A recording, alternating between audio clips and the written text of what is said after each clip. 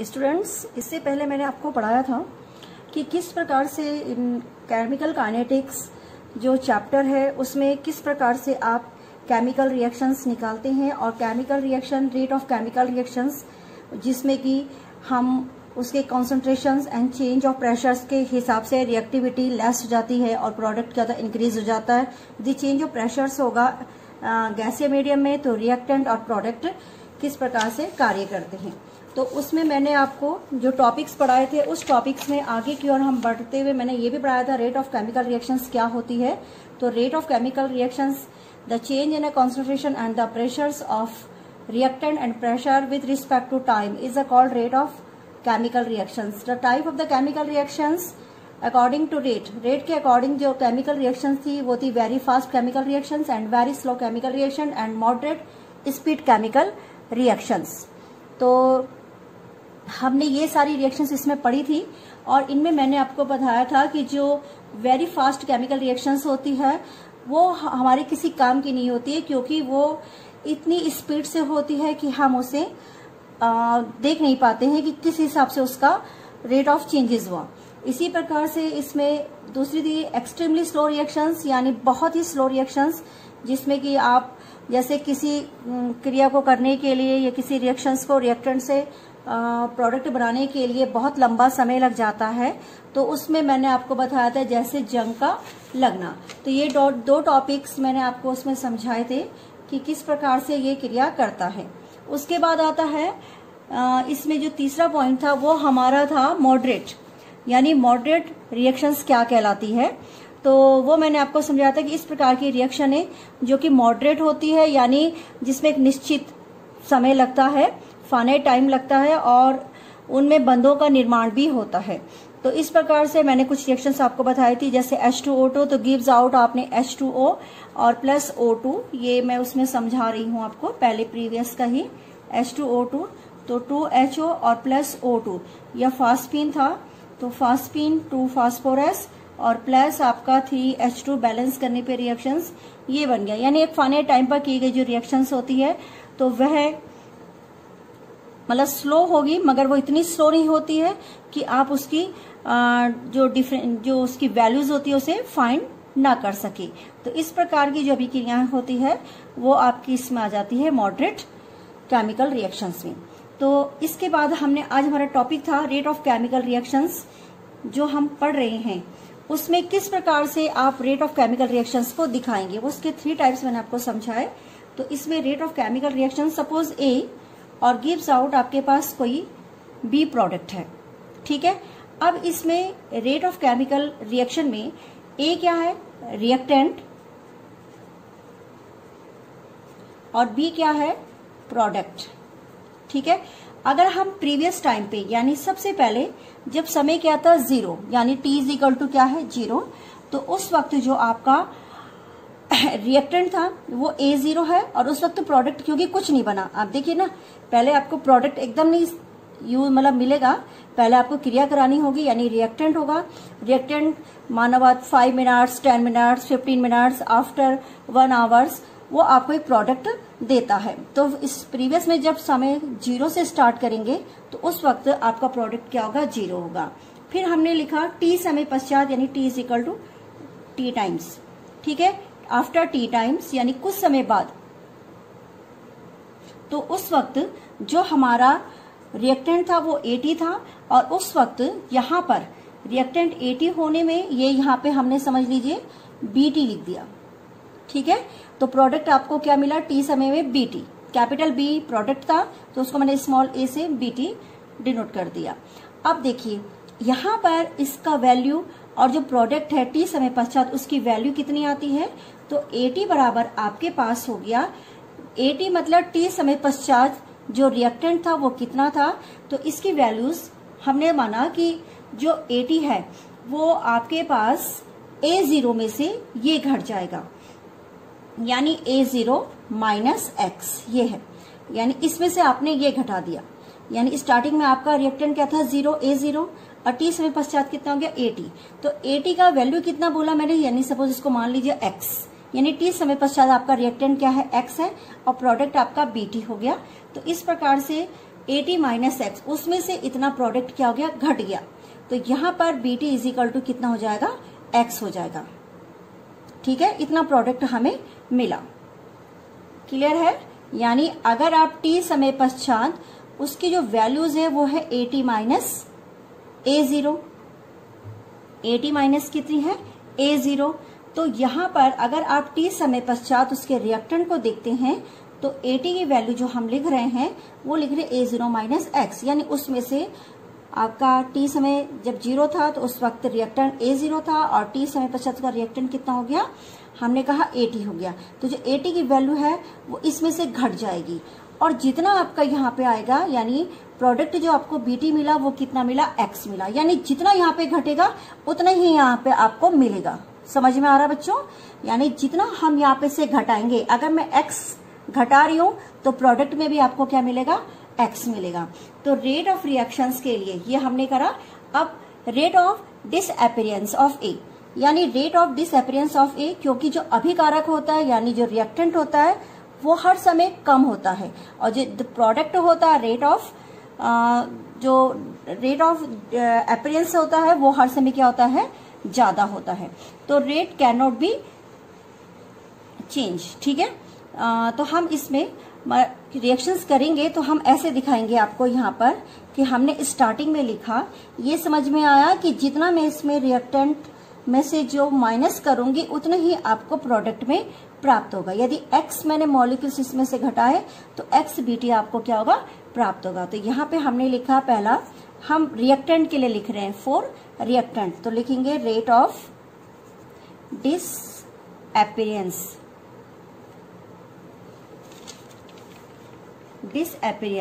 तो कितना हो जाएगा, ऑफ ए का डिसअपीयरेंस कितना हो जाएगा, डेल। ठीक है, जितना डिफरेंसेस आया डेल, इसको कहते हैं कंसंट्रेशन ऑफ ए। तो change of concentration of A upon change of time, delta T. तो चेंज ऑफ कंसंट्रेशन ऑफ ए और change of concentration of delta T. तो यहाँ पे DA ओवर DT, मगर रिएक्टेंट में ये माइनस चिन्ह लगा होता है। तो ये माइनस चिन्ह क्यों होता है ये मैं आपको समझाती हूँ। तो यहाँ पे माइनस चिन्ह का मतलब होता है जो रेट होता है वो कभी भी नेगेटिव नहीं होता है।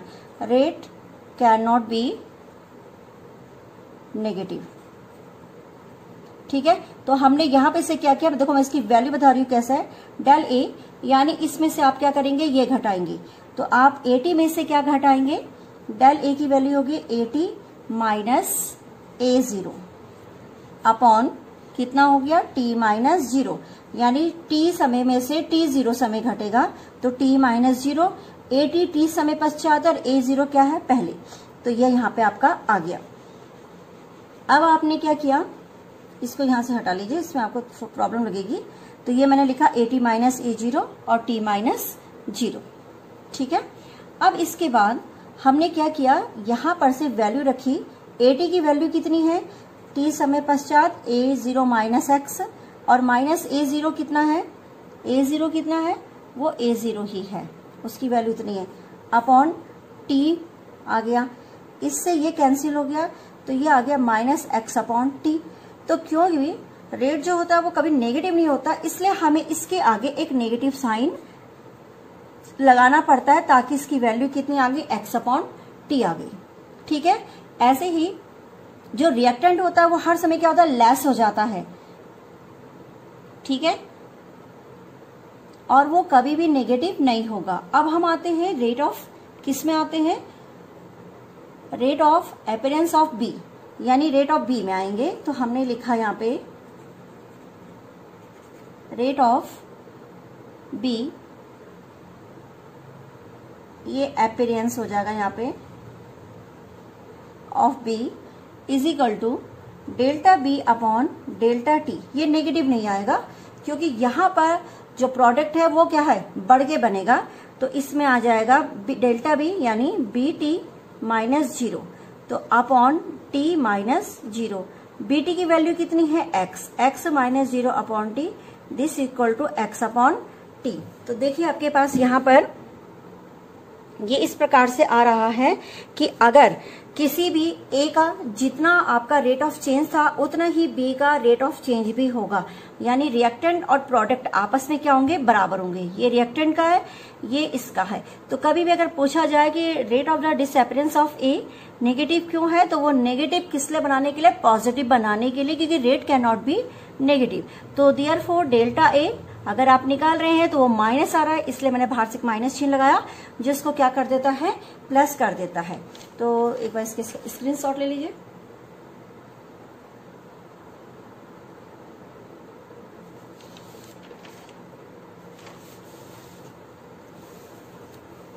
चलिए अब हम इसमें आगे बढ़ते हैं कि अगर स्टाइचियोमेट्रिक्स अगर इसमें डिफरेंट होगा स्टाइचियोमेट्रिक्स तो क्या होगा। ठीक है, इसमें तो दोनों में स्टाइचियोमेट्रिक्स वो नंबर्स कहलाते हैं जो आपके किसी भी अभिकारक यानी रिएक्टेंट और प्रोडक्ट के आगे मल्टीप्लाई होते हैं। यहाँ पे रिएक्टेंट और प्रोडक्ट के आगे आपके जो बैलेंस रिएक्शन है वो दोनों आपस में क्या है, बराबर है, यानी इसका भी मान ए है और इसका मान भी कितना, ए है। अब हम इसे चेंज करके लिखते हैं। अगर मैं इसको दूसरे रूप में लिखूं तो देखिए क्या आएगा।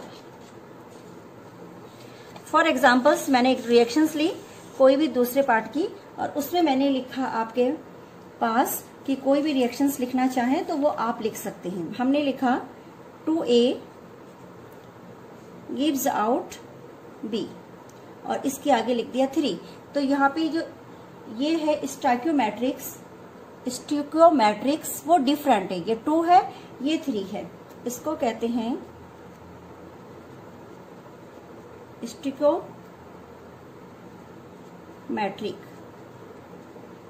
ठीक है, अगर इनके स्टिकोमेट्रिक्स यानी रिएक्टेंट और प्रोडक्ट के स्टिकोमेट्रिक्स डिफरेंट होंगे तो उस वक्त आप किस प्रकार से इसका रिएक्टेंट रेट ऑफ रिएक्टेंट्स निकालेंगे और उस रेट ऑफ प्रोडक्ट का निकालेंगे।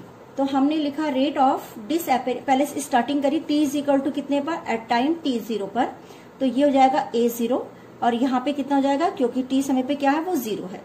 फिर हमने t इज इक्वल टू यानी t समय आफ्टर t आपका ये हो गया at और ये आपका हो गया bt।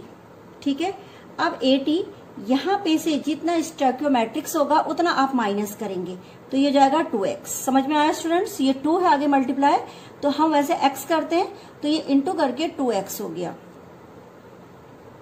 अब यहाँ पे bt में क्या करेंगे आप, bt में लिखेंगे 3x, क्योंकि इसके आगे कितना मल्टीप्लाई है 3, तो इसमें से यहाँ पे जितना आपका यहाँ होगा उतना ही यहाँ पे आप लिखेंगे। इसमें -2x जोड़ा तो इसमें एक x जोड़ करके कितना हो जाएगा 3x, तो ये इससे हिसाब से देखिए आप, तो ये कितना है 3x। अब मैंने लिखा ये आपके पास है at इज इक्वल टू, मान लीजिए ये है, तो at इज इक्वल टू आपके पास आ जाएगा ये वाला पोर्शन, तो इसमें से घटाएंगे a0 में से, है ना। अब आप लिखेंगे rate of disappearance of A, rate of disappearance ये हो जाएगा माइनस डेल ए, यानी del A over del T. इसका मतलब है change of concentration of A upon change of time. This equal to फिर लिखा A T minus a0 upon delta T. Delta T का मतलब है आप इसको t माइनस 0 भी लिख देंगे। यहाँ पर इसकी वैल्यू रखी तो ये हो गया a0 माइनस 2x और a0 की वैल्यू कितनी थी a0 अपॉन t माइनस 0। तो दिस इक्वल, इससे ये कैंसिल हो गया तो माइनस 2x अपॉन t। तो यहाँ पर ये नेगेटिव जो साइन लग रहा था वो इसलिए लग रहा था कि माइनस 2x अपॉन टी है, तो इसको हम लिखेंगे 2x अपॉन टी। आप सभी जानते हैं कि माइनस ये क्यों नहीं हुआ, क्लियर हो गया। फिर हम आगे की ओर बढ़ेंगे और यहाँ पर लिखेंगे इसके प्रोडक्ट के लिए, तो लिखेंगे rate of appearance of B. ठीक है, तो बी लिखा del B upon delta T. This equal to del B की वैल्यू कितनी है, डेल बी की वैल्यू है आपके पास 3x माइनस 0 अपॉन टी, तो ये हो जाएगा 3x ओवर टी आपके पास। ठीक है, जबकि जो आपको मालूम है प्रोडक्ट और किसका रिएक्टेंट का जो रेट ऑफ चेंज होता है वो इक्वल होना चाहिए। तो minus D A over D T is equal to delta B over delta T. ठीक है, इसकी वैल्यू आई 2x ओवर टी और इसकी वैल्यू आई 3x ओवर टी, मगर ये बराबर नहीं है तो मैं इसको 2 से मल्टीप्लाई करूंगी और इसको कितने से डिवाइड करूंगी, 3 से। इसको 2 से करिए, इसको कितने से करिए, 3 से, ताकि ये x ओवर टी और x ओवर टी आ जाए। तो इसका मतलब 1/2 आपका हो गया del A over del T, ठीक है, इज इक्वल टू कितना 1/3, ठीक है, 1/3 और यहां पर इसकी वैल्यू हमने लिखी 3x ओवर टी। ठीक है, दोनों का मान, इसकी वैल्यू 2x ओवर टी होती है, तो ये कुल मिलाकर के ये वही चीज बन जाएगा, यानी कुल ये आ जाएगा x ओवर टी और this equal to x over T. तो इसका मतलब कहने का अर्थ है जो रेट ऑफ चेंजेस होगा वो दोनों के लिए क्या होगा, बराबर होगा, चाहे वो प्रोडक्ट हो चाहे वो क्या हो आपका, यहाँ पे केवल माइनस चिन्ह आएगा, वो आपको मालूम है कि क्यों हो रहा है। तो x ओवर टी और x ओवर टी, तो इसकी वैल्यू माइनस थी, माइनस माइनस मैंने क्या कर दी, प्लस कर दी। तो जब मैं इसको डेल के फॉर्म में दिखाऊंगी तो ये ऐसे दिखाऊंगी। तो rate of product, sorry, rate of product and rate of क्या है, रिएक्टेंट्स। तो स्टाइकोमेट्रिक्स चेंज होने पर इसको इस तरीके से बनाया जाएगा। अब हम आते हैं, जैसे मैंने सेकंड पार्ट आपको कराया, तो इसमें कोई भी रिएक्शंस आप ले सकते हैं। जैसे एनसीईआरटी की बुकों में कई दे रखे हैं, फॉर्मेशन ऑफ अमोनिया दे रखा है। क्या दे रखा है, फॉर्मेशन ऑफ अमोनिया। तो फॉर्मेशन ऑफ अमोनिया में N2 प्लस H2 और क्या होता है 2NH3। तो ये कितने से मल्टीप्लाई होता है, 2 से मल्टीप्लाई है, ये कितने से हो जाएगा, 3 से। दोनों गैसेस फॉर्म में है, तो इनके जो स्टाइचियोमेट्रिक्स है वो अलग अलग है। स्टाइकोमेट्रिक्स नाइट्रोजन का 1, हाइड्रोजन का 3 और अमोनिया का कितना है 2। तो हम इनको एक तरफ से ये यहाँ पे से हटाने की कोशिश करेंगे कि कैसे इसको विलुप्त किया जाता है। तो आप रेट ऑफ रिएक्शंस निकालिए नाइट्रोजन के लिए, रेट ऑफ रिएक्शंस निकालिए हाइड्रोजन के लिए। तो यहाँ पे मैं आगे की ओर बढ़ती हूँ और इसको देख लीजिए, एक बार स्क्रीनशॉट ले लीजिए इसका। चलिए,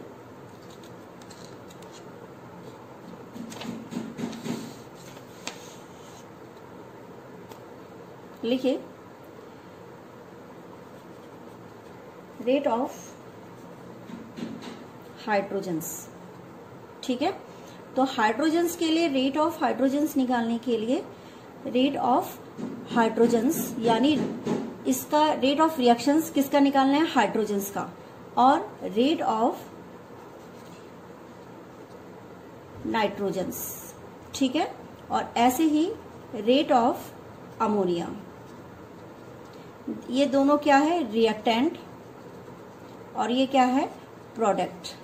ठीक है, तो इसका हम एक एक करके निकालते हैं। पहले मैं नाइट्रोजन लगाती, रेट ऑफ रिएक्शंस ROR करके लिख दिया नाइट्रोजन्स। तो del N2 upon delta T और बाहर से आएगा माइनस चिन्ह। फिर रेट ऑफ रिएक्शंस हाइड्रोजन्स, इसके लिए होगा minus H2 del H2 upon delta T. ठीक है, ऐसे इसमें भी होना है, इसको बराबर करके आप लिख लीजिए। ये किसका निकाल रहे हैं हम, नाइट्रोजन का, और ये किसका हो गया, हाइड्रोजन का। Rate of product ROP, rate of reactant और रेट ऑफ प्रोडक्ट NH3, तो is equal to delta NH3 upon कितना हो जाएगा, डेल्टा टी। ठीक है, अब देखिए इसमें जब मैं बैलेंस करूंगी तो जो इसकी स्टाइकोमेट्रिक्स के जो मोल्स हैं उनको आप क्या करेंगे, डिवाइड करके अलग कर देंगे। तो यहां पर से इसमें तो कोई फर्क नहीं पड़ा। यहाँ पे कितना है, हाइड्रोजन्स, नाइट्रोजन्स भी कितना था। अगर आप रिएक्शंस देखेंगे तो थोड़ा सा मैं दोबारा पेज दिखाती हूँ। हाइड्रोजन्स कितना है 3 और नाइट्रोजन कितना है 1 और अमोनिया कितना है 2। तो नाइट्रोजन्स में आपका कोई फर्क नहीं पड़ा, जैसा था वैसे ही रहने दिया। हाइड्रोजन्स में आप इसको कितने से मल्टीप्लाई कर देंगे, 3 से, और इसको यहाँ कितने से मल्टीप्लाई कर देंगे, 2 से। तो इस प्रकार आपका क्वेश्चंस इस प्रकार से बनेगा कि अगर आपकी स्टाइकोमेट्रिक्स डिफरेंट हो तो आप किस प्रकार से उसका रेट ऑफ चेंजेस निकाल सकते हैं। ठीक है, तो इनको विलुप्त करने के लिए ऐसी बहुत सी रिएक्शंस हैं जो इसमें आती है। अब देखो, हम जब पढ़ रहे थे इसको तो इसमें जो टॉपिक था उस टॉपिक में आपने इसका जो ये हम जितने भी हमने पढ़े ये इनकी क्या थी, एवरेज रेट ऑफ रिएक्शन थी। एवरेज रेट ऑफ रिएक्शंस ये सारी की सारी इससे पहले हमने पढ़ी, वो कहलाता है एवरेज रेट ऑफ रिएक्शन, जिसको हम किससे दिखाते हैं, डेल्टा से, क्योंकि इससे क्या किया जाता है, डिफाइन किया जा सकता है। यानी किसी निश्चित समय में अगर आप जो फाइनाइट टाइम है उसमें अगर आप किसी रिएक्टेंट को प्रोडक्ट में चेंज करते हैं तो वह उसके जो कॉन्सेंट्रेशन में जितना भी परिवर्तन होता है या चेंजेस होते हैं वो उसका क्या कहलाता है, एवरेज रेट ऑफ रिएक्शंस कहलाता है। ठीक है।